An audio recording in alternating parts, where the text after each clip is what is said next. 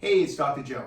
Have you been suffering with just ongoing low back pain, chronic low back pain that just doesn't want to go away? Or maybe it goes away, but it just keeps returning and it always returns to the same spot. It's usually on the right side or the left side. Well, today's video, I'm going to show you how to finally get rid of that low back pain.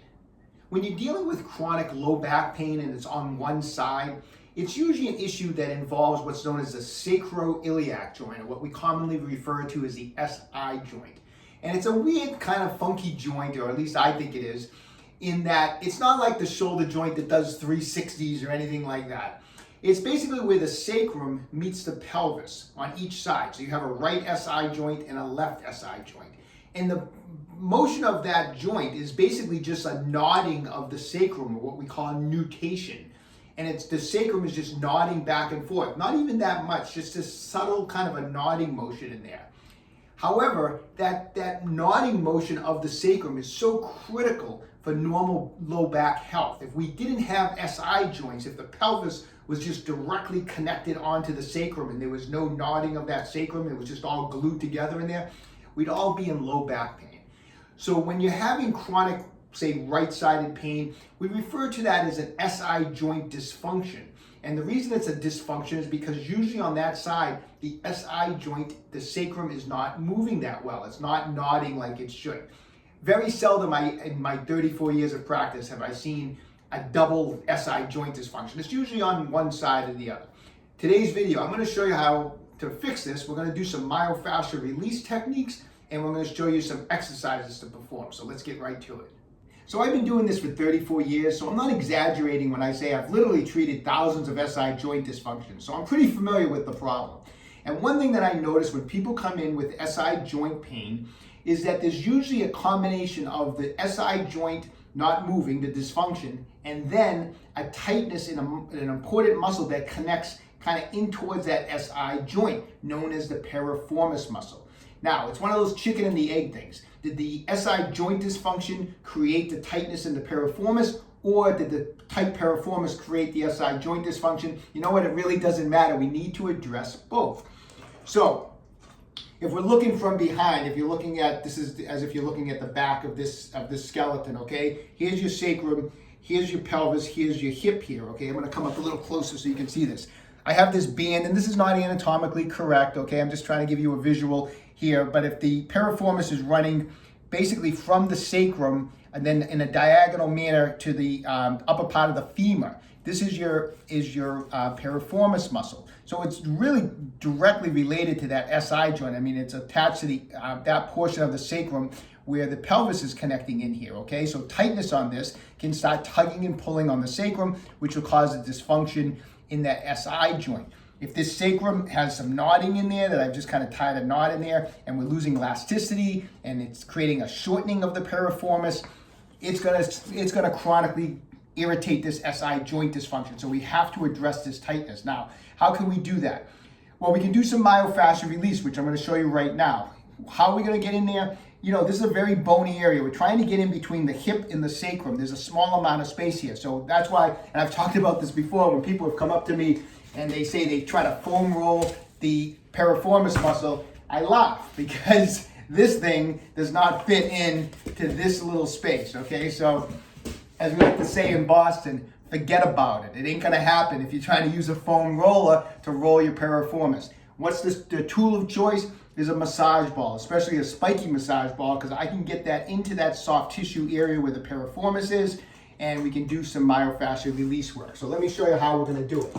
So the first thing you have to do is actually find the general area where that piriformis is. And I know it's a deep muscle, but it's actually not too hard to find where it's located because of the fact that if you're dealing with this chronic SI joint dysfunction and a tight piriformis, it's going to be really tight and it's going to be tender. So when you start poking around in there, it's going to kind of jump out at you, okay? But just to give you some landmarks, if I'm trying to work on this SI joint, this is like I said, looking from behind here, there's a pretty big bony protuberance of the pelvis here that if you put your hand back here, you have one on each side and you can feel this bony ridge here, okay? So if you move a little bit in from that position, you move towards the midline, that's your sacrum. So you feel that bony ridge, move in, you feel another bony area, that's your sacrum. Now move off to the side of the sacrum so that you're coming off to the side here. So you're kind of below this bony ridge, off to the side of the sacrum, and now you're going to start getting into where the tendon attachment is for the piriformis. And I'll guarantee you, when you get down there and you go off to the side of the sacrum and you start pushing in, it's going to be probably very tender in there. So you'll know right away that you're on that area. Now follow that in a diagonal manner towards the hip, and just keep pushing in a nice, try to get in there nice and deep with your fingers, and you're going to feel an area that's going to feel very restricted. It almost feels like a rope, a thick rope going across, and it's going to feel very tight and restricted, and it's going to go follow it all the way down towards the hip, okay? That's where the piriformis is located, and that's where we're going to get in there with the massage ball. Now, keep in mind, there's a lot of soft tissue here. However, on each end, it's very bony. And so when you're using the ball, you'll know if you're not on the right area, because if you're on a bone with a massage ball, especially a spiky massage ball, it is going to be very, very uncomfortable. You're going to know right away. And so you'll know when you're on the bone. And so as long as you're not on the bone and you're just in this general glute area and you find where it's tight and tender, you're generally okay, all right? So get the massage ball. I want you to use your arms to support yourself. I want you to start with very light pressure if you're not used to doing this. So find those areas, find the sacrum, come off of the sacrum, and let's just get up on that ball a little bit like this, okay? Gauge your pressure. Now, as soon as you get on the ball and you start moving around a little bit, search out for that area that feels really tight, restricted, and it's probably tender.